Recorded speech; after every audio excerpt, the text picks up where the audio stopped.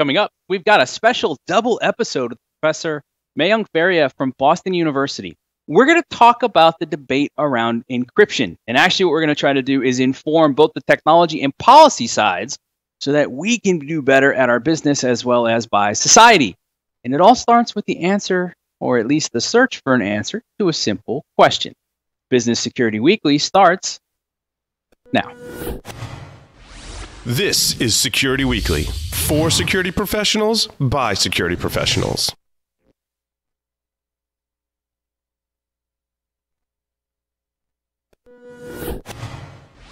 This is Security Weekly, for security professionals, by security professionals. Broadcasting live from G-Unit Studios in Rhode Island, it's the show where we explore the business of security to improve the security of business. Your trusted source for actionable insights on leadership.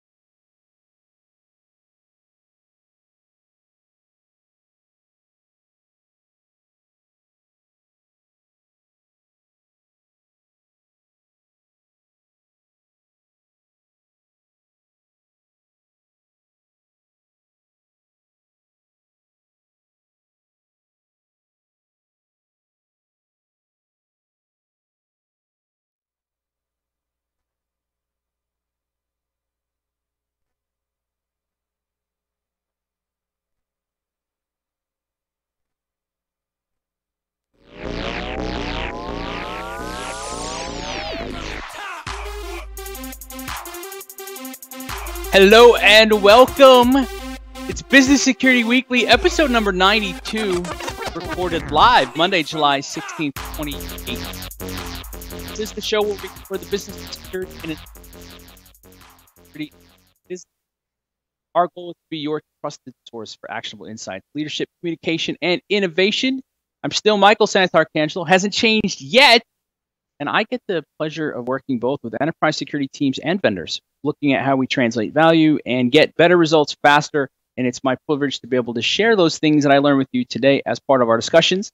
And speaking of conversations and great discussions, joining me from G-Unit Studios in Rhode Island, your friend, my friend, everybody's friend, the cowbell of the network, Paul S. Maybe not everyone, but I'm friendly, I guess you could say. You are too, Michael. It's good to be here. It's good to be here sharing. It's nice to see you again. Yeah, it's good to see you as well. I know summertime's tough with vacations and people get busy with work. It's all good. Yeah, Sam mentioned that word. I've never heard that word before. Right? I was like, fascinating. Well, that's well, great. I've got contractors replacing my entire HVAC system and water heater today, so I'm not going on any vacations anytime soon. I'm going to enjoy the hot water in the shower and the nice air conditioning in my house for a while. So you'll be clean and comfortable. That's right. Both. That's right. Fantastic. Yeah. All right. Well, so I want to get into this discussion, but quick first announcement, because we've worked hard on this for a while. We've got our survey going, our listener survey. The easiest way to get to this, just go to securityweekly.com. You're going to see upper right-hand side says 2018 survey. It's pretty easy. It's right there, nice white letters. You can grab it. I'm watching this. It's taking the average person about 5 minutes to fill this out. It's a couple multiple choice questions and a couple open-ended things where you can tell us the things that you like, the problems that you're trying to solve, what we can do better, what you want to see more of, right? More cowbell, more Paul, of course, is an option. But we're really looking at this pretty seriously, and we're looking at the results of it, and this is helping us show by show and network-wide and everything else.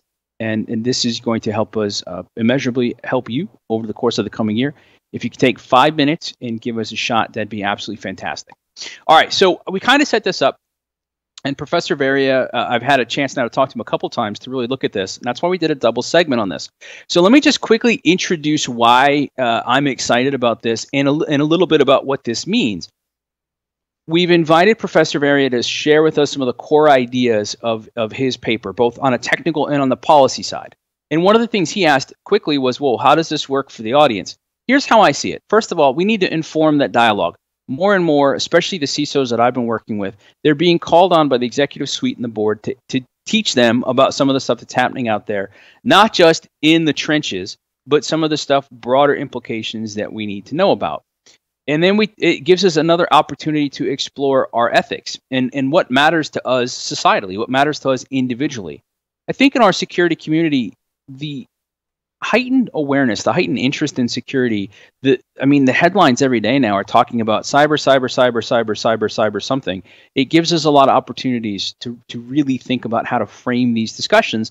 And so then the business side of this is not so much about deploying it, but as we go through this and talk about it, what are the decisions that might be relevant in your business? At what point might your business get involved or not involved? So there's a lot of different dimensions to this. And what we're really looking at here is not some fancy new way to roll out encryption in your organization. It's much more about what's possible. What's possible? What's technically feasible to us today? And how does that change some of the debates that we're having? And everybody knows I'm a huge fan of informing debate and discussion as opposed to just knocking stuff out. So with that said, let me introduce Professor Varia to us. And Professor, I didn't do like a lot of background. Is there something that you want to share with people about your time at BU and maybe some of your background that got you to where you are today? And then we can jump into it.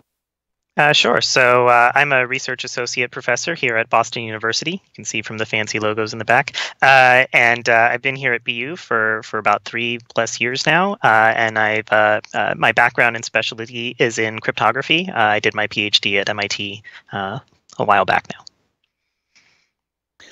What got you excited? I'm just quick as we get into this. What got you excited about crypto in the first place? What drew you to it?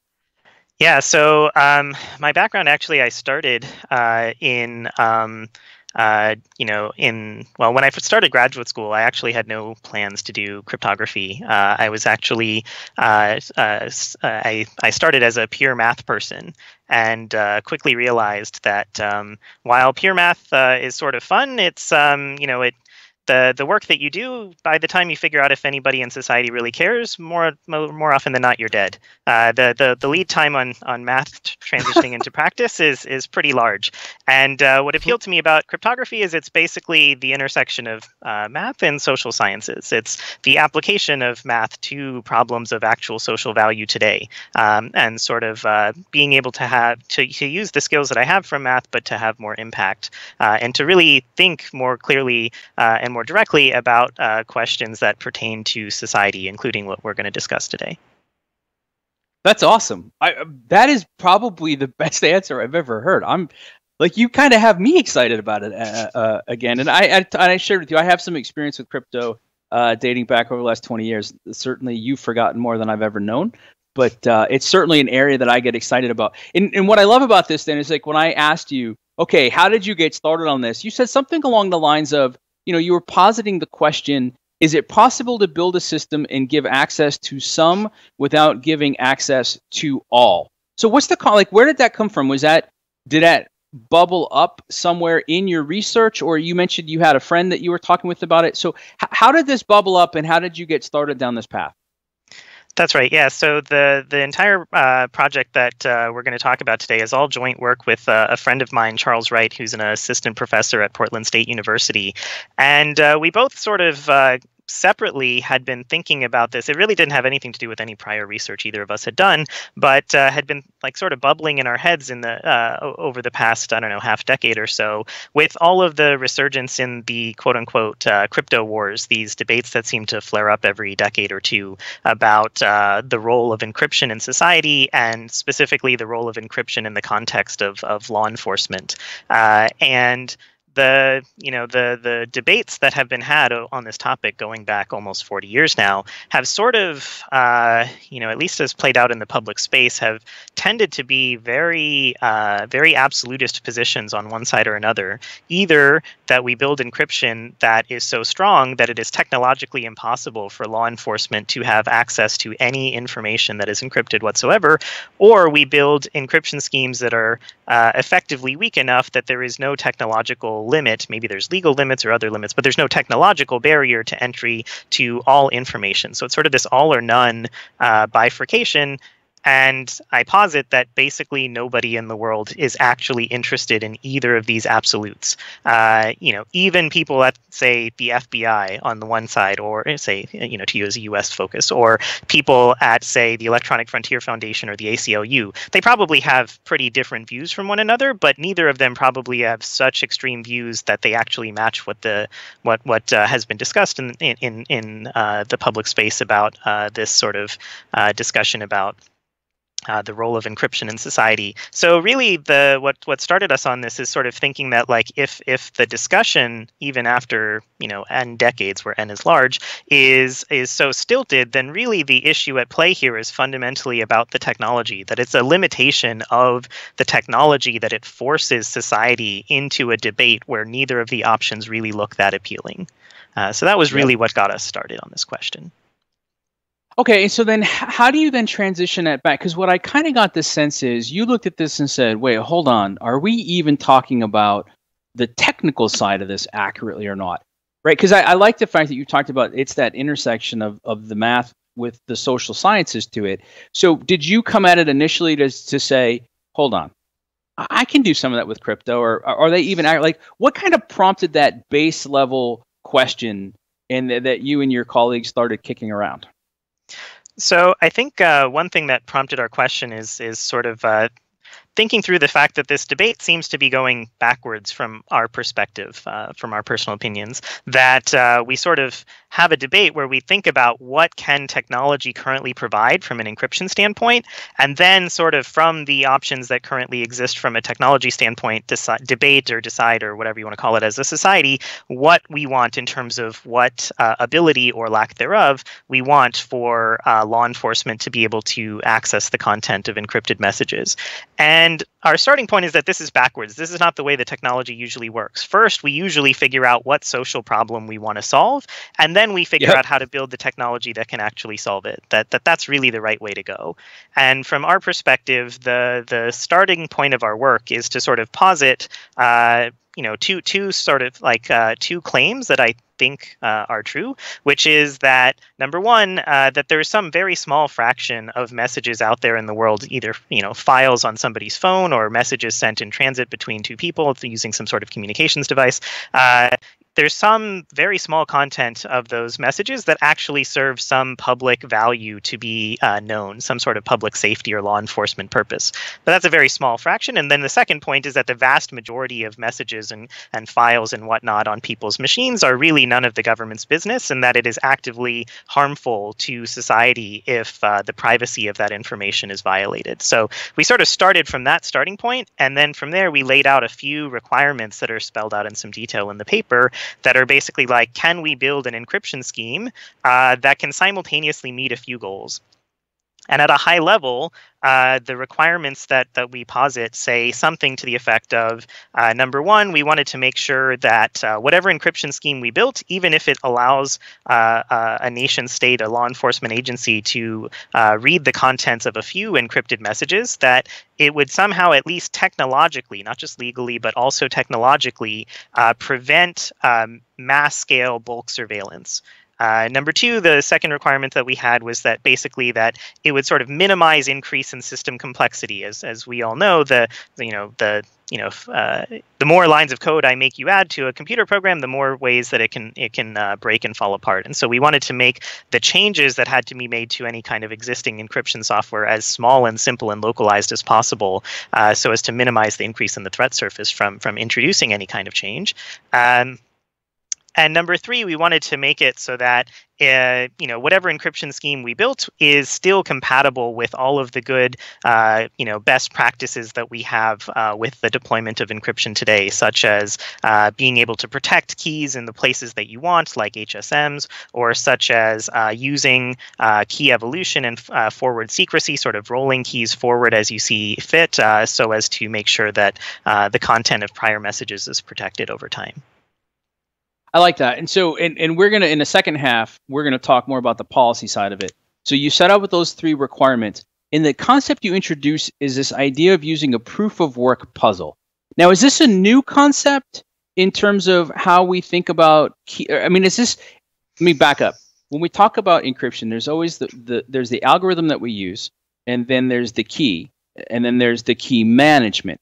So when we look at the technical side of it, where does a proof of work puzzle fit in a very simplified view of encryption?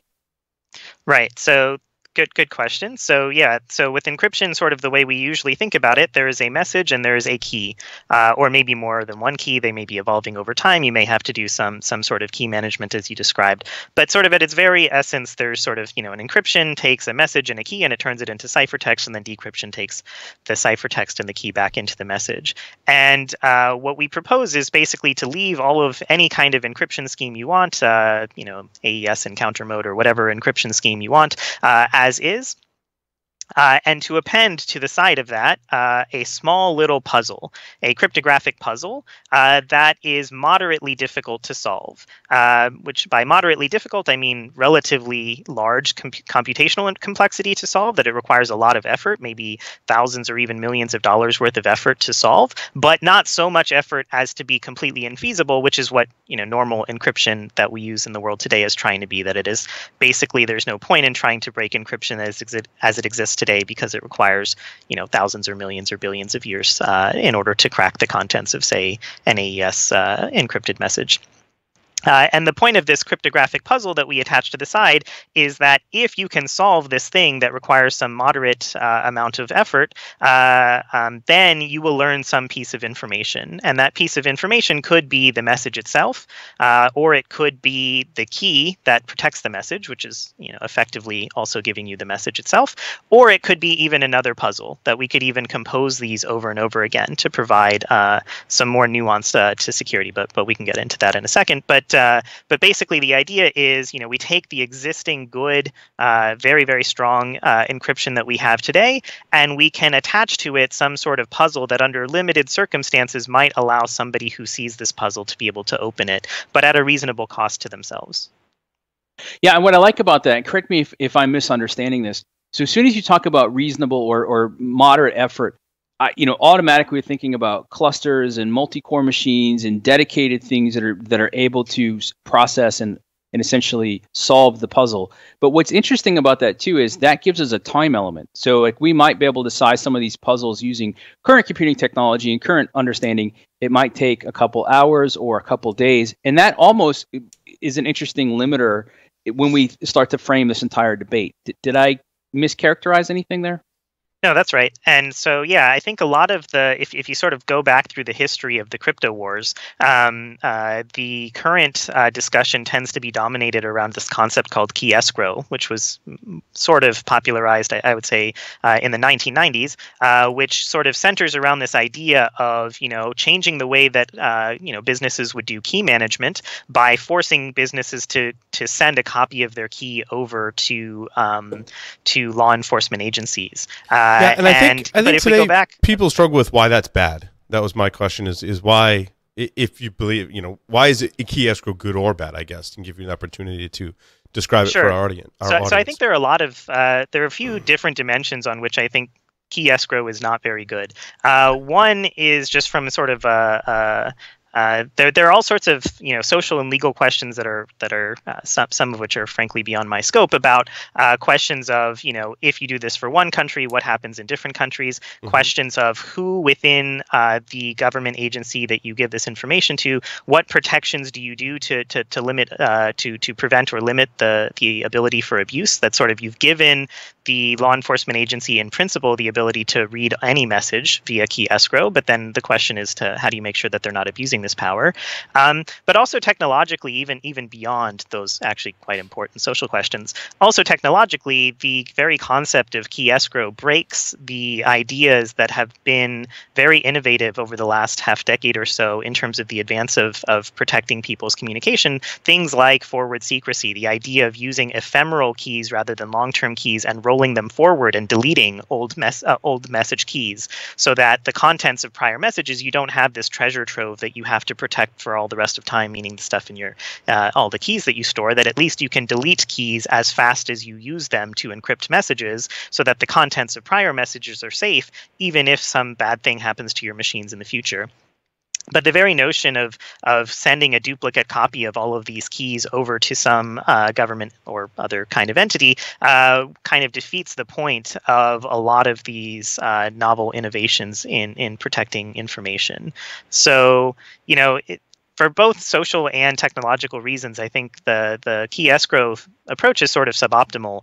And so what we did is sort of kind of went a little bit back in time to the crypto discussions of the 1970s, which tended to be more concerned with questions of key length, sort of how long do we make our keys for encryption for software. For instance, the data encryption standard going back to the 1970s, and also a lot of laws that pertain to export-grade cryptography, which basically mandated some maximum size to a key, something like 40 bits or 56 bits for keys. And the idea at the time was, could we find a single key length that a very, very strong computer that a nation state could afford could actually crack, but that anybody else, ordinary people and businesses, those machines would not be able to crack.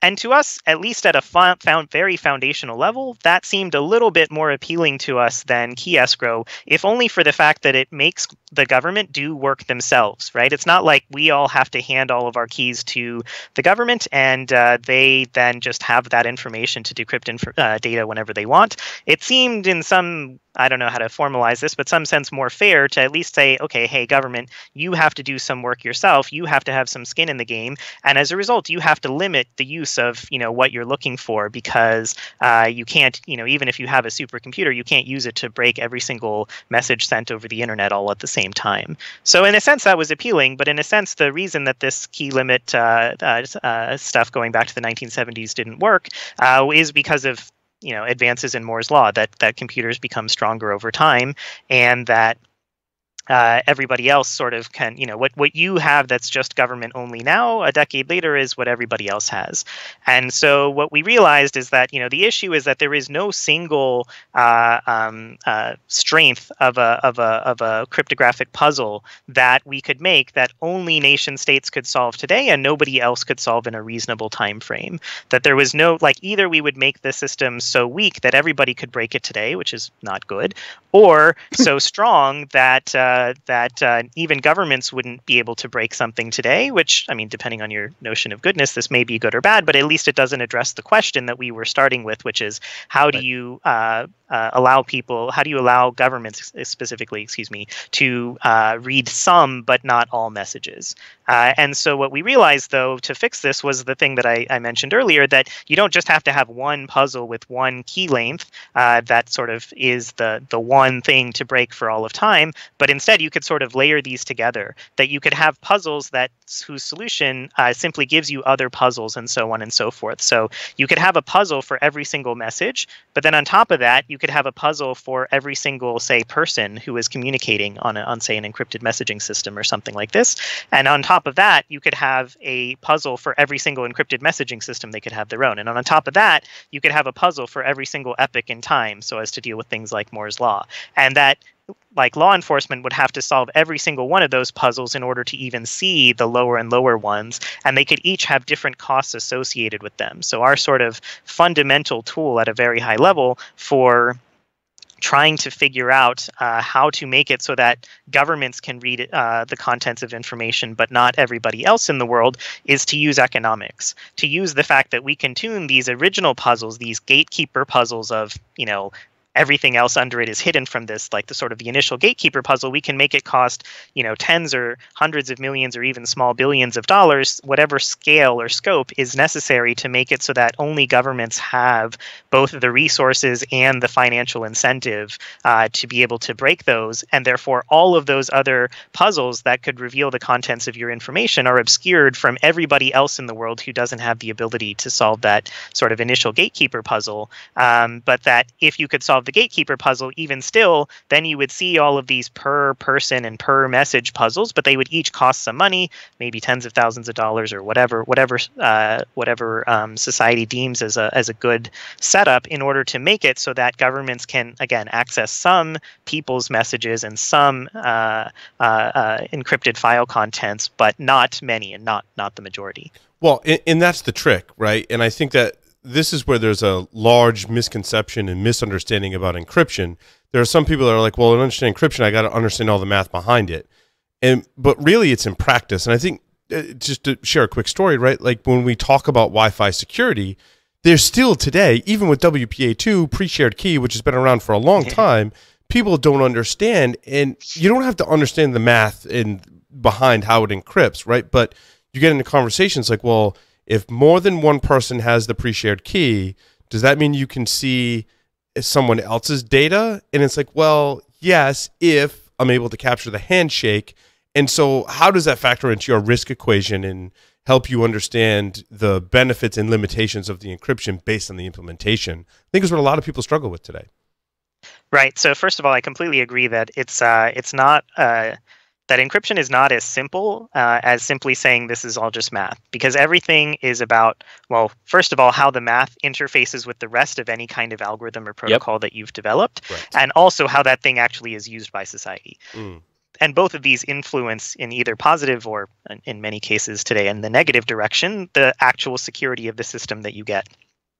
And so what we are proposing is to sort of build a system that tries to leverage whatever the distinctions we feel already exist between governments and other entities like businesses or individuals. So things like, if you wanted to, you could say have these puzzles or puzzles of puzzles, these composed puzzles. You could have them simply fly ephemerally on the wire right next to any kind of encrypted message, which simply means that only somebody who's even monitoring the network in the first place can even see the contents of these puzzles, which tend to be just very large organizations such as governments who have sort of access to the backbone infrastructure of the internet in order to acquire that kind of information.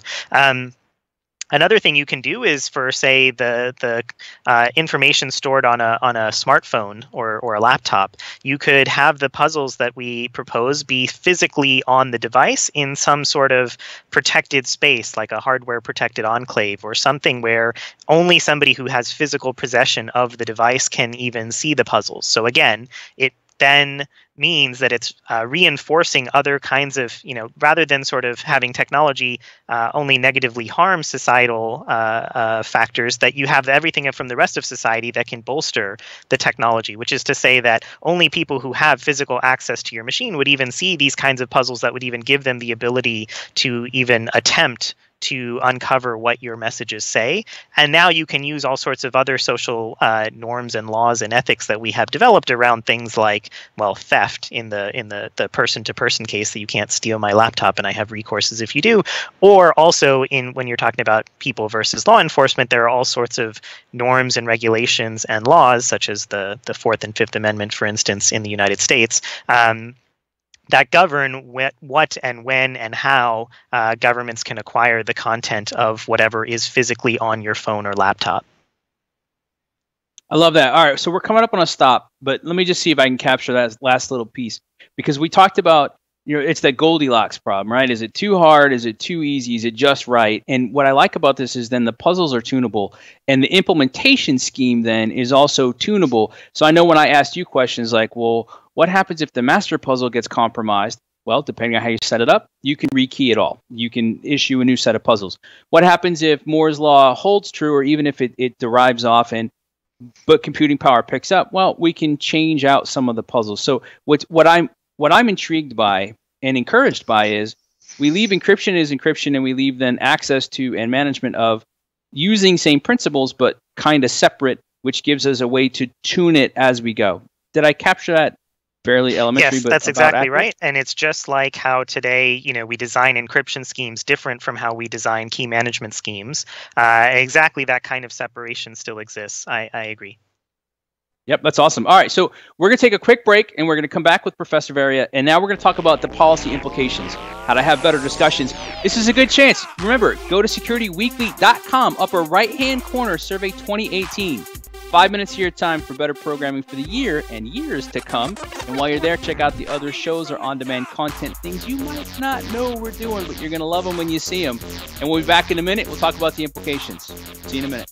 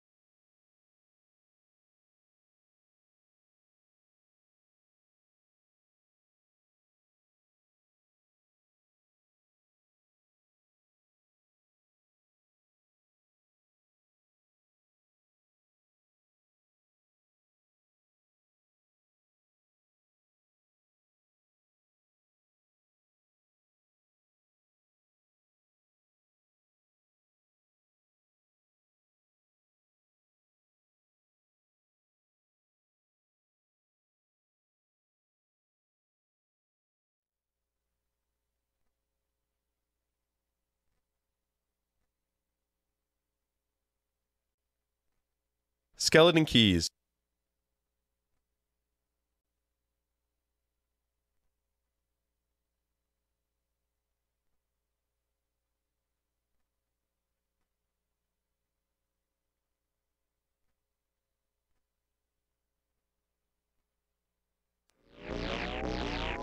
Skeleton keys, golden tickets, forged packs, DC sync, DC shadow. The Active Directory attack surface is expanding faster than admins can keep up with. Securing your environment begins with implementing least privilege administrative models, but does not end there. Many organizations send Active Directory syslog events to a SIM platform. However, logs are noisy, of limited scope, and are time-consuming to review and act upon. Active Directory is secure when it's clean, understood, configured properly, monitored closely, and controlled tightly. StealthBits technology provide solutions that monitor, secure, and detect the latest threats against Active Directory. Visit them today at stealthbits.com to learn more. Are your existing solutions able to take advantage of real threat intelligence? Common solutions like firewalls weren't designed to handle the massive and growing volume of threat indicators. This challenge often results in significant gaps in your protections, even when you think you have it covered. You need to protect yourself by filtering network traffic against unique threat indicators in a way that allows you to act. Polywall by Bandora Systems is the solution that filters over 10 million indicators right out of the box. Developed in partnership with the Department of Defense, Polywall is affordable for companies of all sizes. Get your free trial today at bandorasystems.com.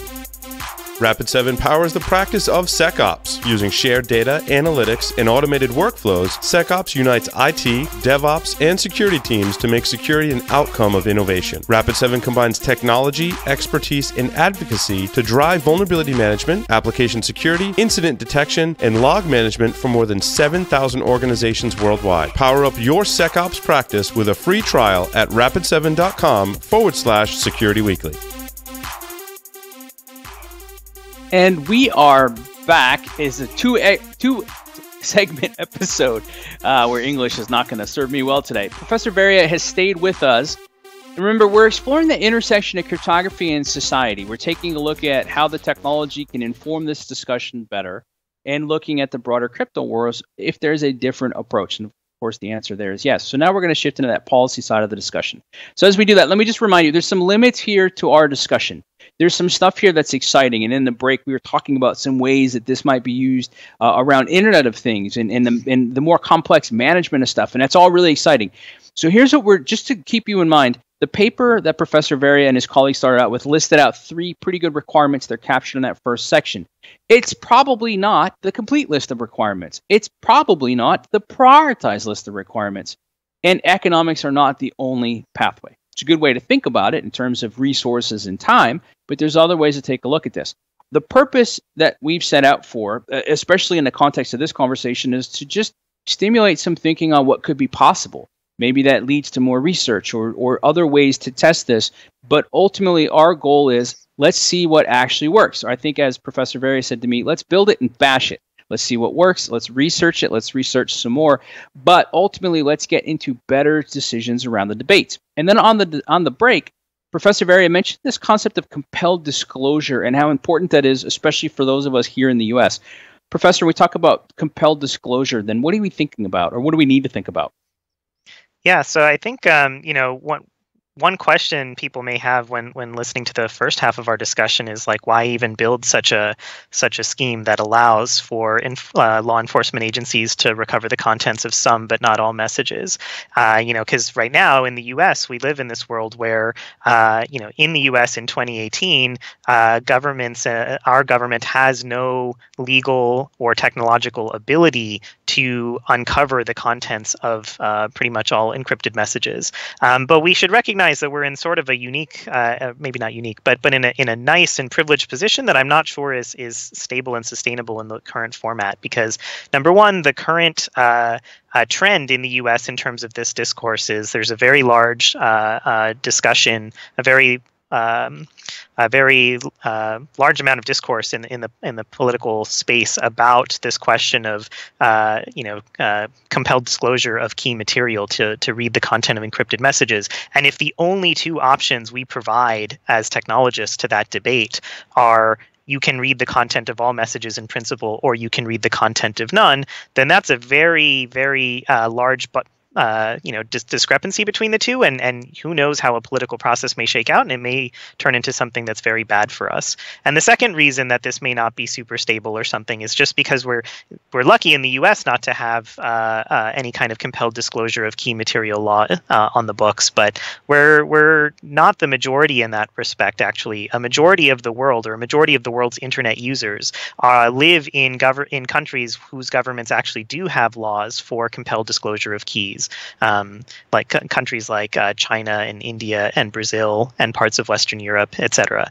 So we're in a pretty lucky position with the current state, but we should also be mindful and thinking about, as a technology community, how we can build other kinds of options that might be more appealing to society than, well, maybe either the current state of the world, or certainly, I think, than a world in which governments have, in principle, the ability to access all keys and therefore all information sent, over the internet or stored on your personal laptops or cell phones, etc.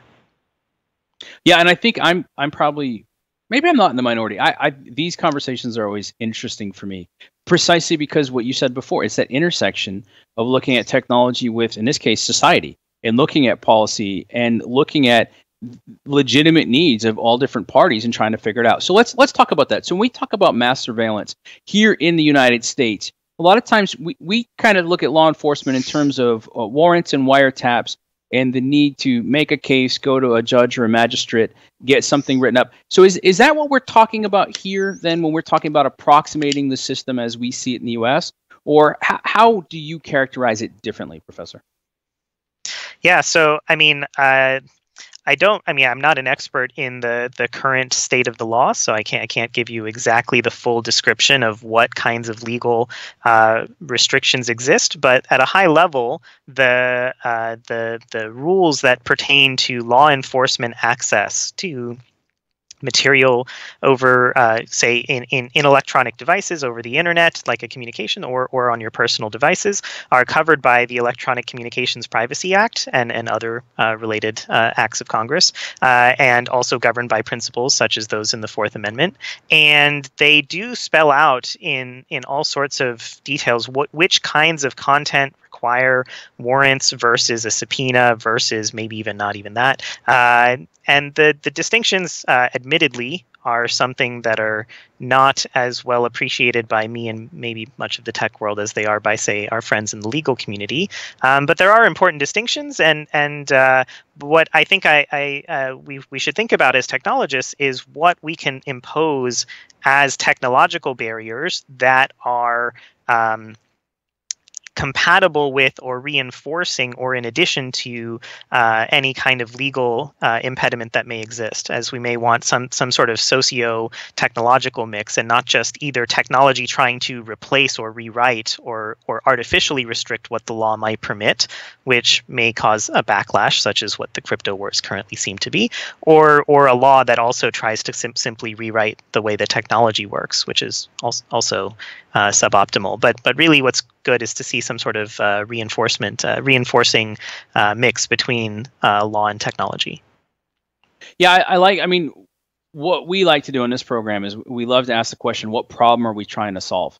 And what I like is in the first segment, you point blank said, look, you figure out the problem and then you match the technology to it, not the other way around. And so what I've enjoyed about this process and our discussions is you're basically saying, can we emulate the current model, the way that society has embraced it, the way that it's evolved, the way that it operates today societally? Can we emulate that in technology? And it turns out that the answer is yeah. Now, I'll point out again, because I know that you've pointed this out to me a bunch. Just because we're talking about a technical way to do it doesn't mean that it's feasible, doesn't mean it's the right way, doesn't mean we've uncovered everything. But so, if we look back over history, have we seen things like this before? Is there, where there's changes in technology, there's changes in scale, there's changes in where we can locate things that have brought out these sort of widespread conversations? Sure. So, to oversimplify, maybe to begin with, everything in technology is about moving fast and breaking things, and then everything else about the rest of society is to clean up the mess we made, right? So, to sort of reestablish whatever norms we want as a society, which is to say that whatever whatever one believes as to what, say, in the context of the current discussion, law enforcement should or should not have as access to encrypted content, I think we can all agree, even if we don't agree on the answer to that question, at least we can all agree that that's a thing that needs to be answered collectively by society, that it shouldn't be answered single-handedly by, say, FBI Director Wray, or God forbid, definitely not single-handedly by me, or by any other kind of technologist. That it's something that, our role as technologists is to support whatever society wants and to give society the space, the breathing room to sort of think about what it wants and what it really needs, and what it, what kind of balance it wants between, say, in this discussion, access by government to data versus the important individual and societal right to privacy. And so, I think that this is sort of a debate that society needs to have, and that we need to sort of be thinking about how to reinforce it rather than supplanting it or imposing our own wishes. Well, and I know you and I, we did not rehearse this deeply, but the last time we talked, I kind of threw out, I said, well, didn't we do this with safes? Because when we first built safes, they were huge. They were the kinds of things that governments or very wealthy businesses and people could build. They were centrally located. I mean, they were, I don't want to say they were impenetrable, but they were pretty good. But then we figured out how to make safes smaller, and they got to more people. And what you chimed in with then is, and we have ratings. Whether you need, what types of tools you need, what types of skills you have, how long it's rated for, and then that lets us make better decisions. So safes aren't all or nothing. They're not locked up and you can never get into it. And I would say if we go back even over the last decade of popular movies, so popular media and that reflect in current culture, there's a fair number that talk about how to break safes and how to get into safes and how to go after that type of stuff. And so there's some interesting real limitations, both in terms of what you purchase and what you're buying, and then the way that we layer the protections on it. Does that feel like a decent analog then to be able to look at that? Because if we go further into it, the way that the courts have interpreted safes versus, for example, passwords so far, they're different. Like the courts have figured out how to deal with safes and compelling somebody to turn over a key versus passwords, which we're still figuring out right now. Yeah, so I think the safe analogy is a good one for a couple of reasons.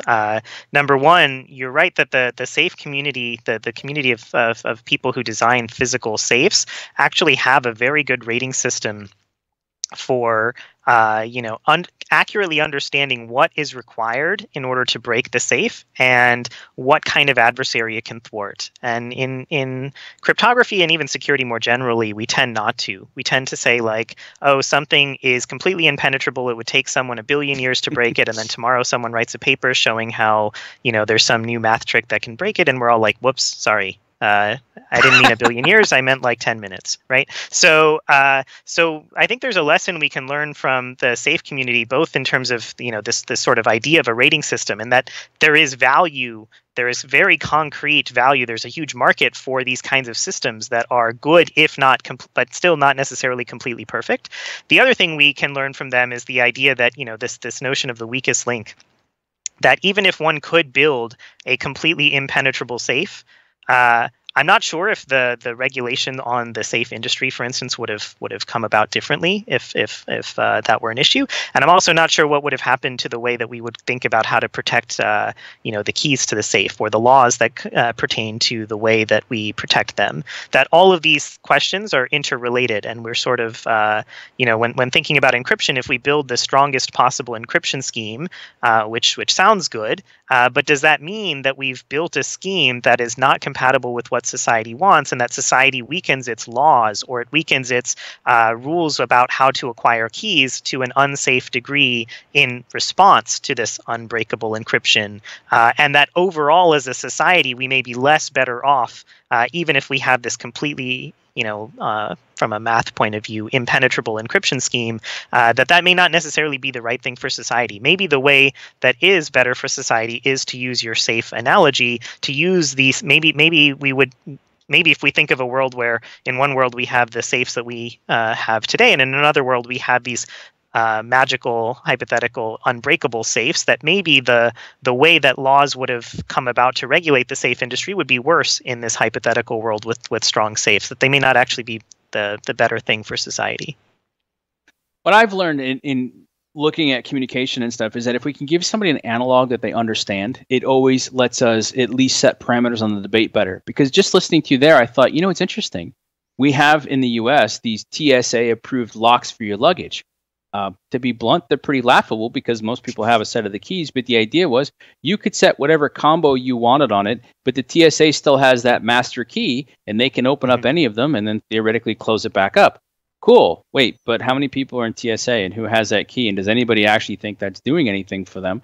Is it right? And then we go and we look at, well, how do you manage the keys in your office building, at least before everything went to some sort where of I was controller? going, Michael, I was thinking of it more of like a locker system. Like, I don't know if you went to like a launch trampoline park or an amusement park or even at the gym, right? You're just trying to protect something of some level of value for a specific period of time, probably knowing that somewhere that organization probably has a master key in case like someone lost their key, right? And I think that's a good example of how you manage the information you have for a specific period of time and segmenting that, public versus private versus selective kind of aspect of encryption, right? Time is certainly a factor, but is it only known to you? Is it known to the world, or is it known to some subset of people, and for how long? Right. So I think these are all great points. So, I like the TSA lock analogy. That's a very good one. And I think, in addition to the fact that it's unfortunate that everybody has very easy access to the TSA key, I mean, that's one way that the TSA locks are broken. But I think the more interesting way that the TSA locks are broken is that once you have one of those keys, you can, in principle, if you just go to the back of an airport and you find all the luggage that is protected by these TSA locks, you can open all of them up at once. And this notion of scale is particularly important when we talk about the digital world, where, getting a computer to do something is even cheaper than getting a human to walk to the back of the airport and to open up all the bags. And your ability to attribute it is even lower, etc. And so what we were thinking about, Charles and I, when going about this particular paper, the writing of this particular idea, was how do we take, policing back to the 1970s? I mean, I'm using an analogy here, but to say like, to an era where there was no technology, there were no computers, et cetera, and law enforcement had to prioritize which investigations they wanted to pursue, right? You could do a stakeout, but you couldn't stake out everybody all at the same time. And, similarly, you could go look up, you could go, suppose you have a warrant, you can go look at, the contents of somebody's diary. But even if somehow magically you got a warrant for every single house in the world, or in the United States at least, all at the same time, you still couldn't actually search everybody's house and read everybody's diary because you physically wouldn't have the manpower to go to everybody's home and open things up. So that sort of sheer amount of effort that is finite that law enforcement has imposes some benefits, some privacy benefits to us that we don't necessarily think about directly, but I think and as technology has progressed, and now this ability for governments to search through data without having to have humans involved, but just doing this at wide scale, this so-called going bright discussion, that sort of has changed the equation for law enforcement. And in response, if you look at even the Carpenter decision from the Supreme Court a few weeks ago, they sort of said, wait, there's an issue here with if you can, look at location data. Well, that was the context of that particular court case. But if you can look at that for everybody all at the same time, there's a problem here. Yes, you can do a stakeout if you wish, but that's very different from being able to see every human's location data all at once for very long periods of time, because it's as if you did a stakeout of everybody all at the same time, and that was never something we would have been willing to allow. And we never had to write a rule against this in the past because there was this concrete limitation that you couldn't do a stakeout on everyone all at the same time. But now that data made it possible, now we have to change the norms and the rules to deal with the fact that this is possible. So at a high level, our entire weird puzzle system, whatever, is about changing the economics of how government accesses digital data in order to sort of move it back to the world where there is a physical cost that they have to pay per message that they retrieve, per person that they try to acquire messages from, etc. But that's just our idea. That's just our approach. Like you all have been saying, there's no reason to believe that, our paper is the best or the right or whatever metric metric that you want to use, the right way of solving this sort of question of how do you allow access to some but not all content. There, I'm sure, many other ways of solving this this question, and I think perhaps what's even more appealing to me than even finding one potential or a second potential answer to this question is to sort of give the tech community the space to breathe in order to try to find more solutions on their own. Because I think right now what we're concerned about as a community, and I think rightly so, we're concerned that if we propose one idea and it turns out to be bad, but we didn't know this yet, we thought it would work, and it turns out not to, then again, everything I just said about the scale of the digital world comes back to us in folds, right? If we implement one system that's a mistake, then everybody's data is all at risk all at the same time, and that's terrible. And what we've found as a cryptography community is the only way that we really know whether systems are good. You know, we think of this as a math field. We write all these fancy equations. We have these proofs or reductions for security of our systems. But really the only way we know that it's truly good is to do things the old-fashioned way, to have a human competition, to have many pairs of eyes look at something, to really take, you know, multiple years to standardize whatever it is that we want as an approach. This is what we did for the advanced encryption standard, AES, for example, and for the secure hash algorithm, SHA-3, etc.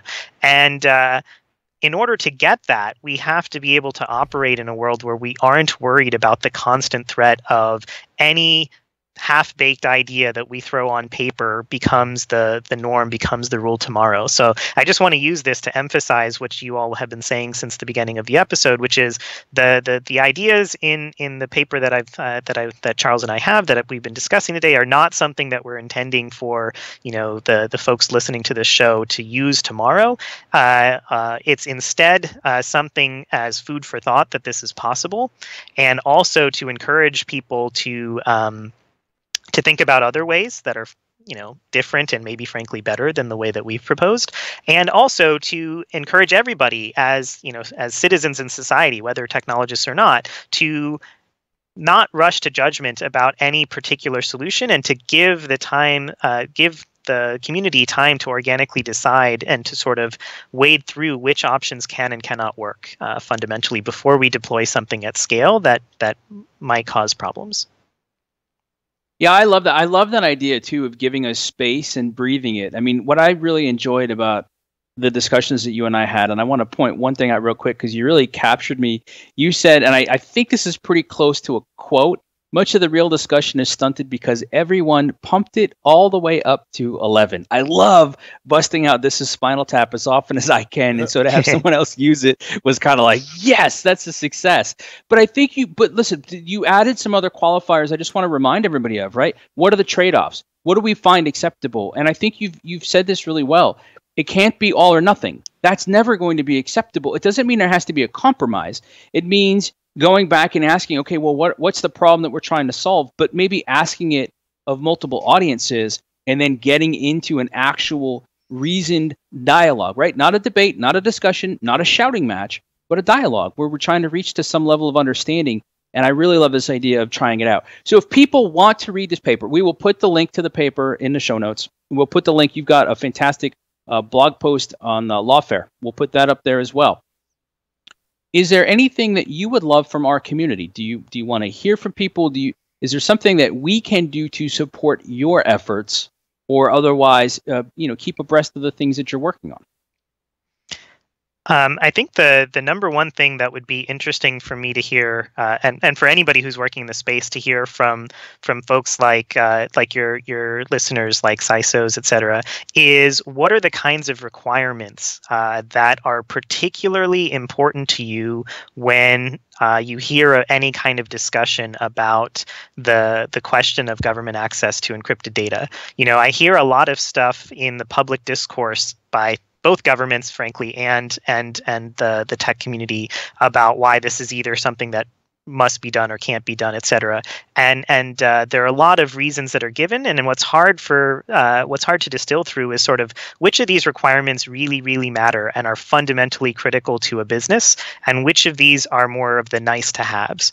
And that would help to sort of rank through which kinds of requirements can be met by any kind of technological system. I proposed at the beginning of this conversation 3 requirements that I thought were useful to have for a system that could permit selected access to encrypted information, which is by no means saying that these are the best 3 or even the most important 3. They were just, at least I think, a lower bound, a minimum threshold that I think those 3 requirements are almost certainly going to be important no matter what system is built and no matter how it's built, whether it's built using sort of economics and proof of work puzzles or something completely different is kind of inconsequential. Like the how is not really the interesting question here, it's the what. What kind of requirements really are business critical and what kind of requirements are not, and what kind of ordering one can describe prescribe to that kind of requirements list would be really interesting and informative to the so-called crypto wars debate.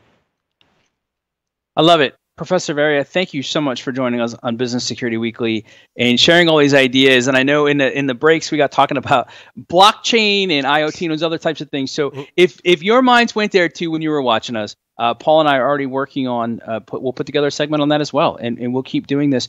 Let us know how this worked out for you. And in case you missed it, last week, Paul and I, through the magic of recording, explored some articles for your benefit. And then Paul had a great conversation with Edna Conway about intellectual property and practical things that you need.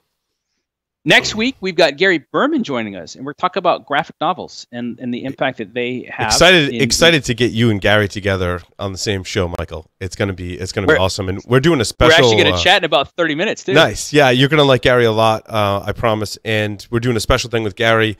If you come visit us in the pool areas at Black Hat and then DEF CON, so Mandalay Bay and then Caesars, we're going to be the exclusive distributors of the Cyber Hero Adventures comic book at the show, and you'll get to meet Gary. He'll be there at specific times in our booth, and it's a great reason to come hang with us at the pool area, meet Gary and get your hands on this. If you've got family, friends, or coworkers that you think would benefit from a unique way to educate people about cybersecurity, then this is certainly the way to do it. That I thought was awesome. And Gary's a great guy, and thanks to Tom Brennan for fostering that relationship and helping Gary and getting him into the security community.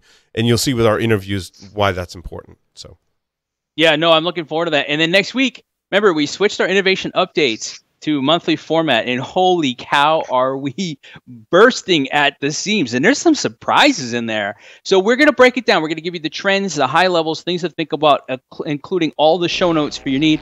In the meantime, you can catch me on Twitter at Catalyst, Paul's at Security Weekly. Hit us up, hit me up on LinkedIn. Let us know what you thought of today's show. And remember, exceptional leaders elevate the people around them. Here's to your week of investing in yourself so you elevate the people around you. See you next week, Monday, 1 p.m.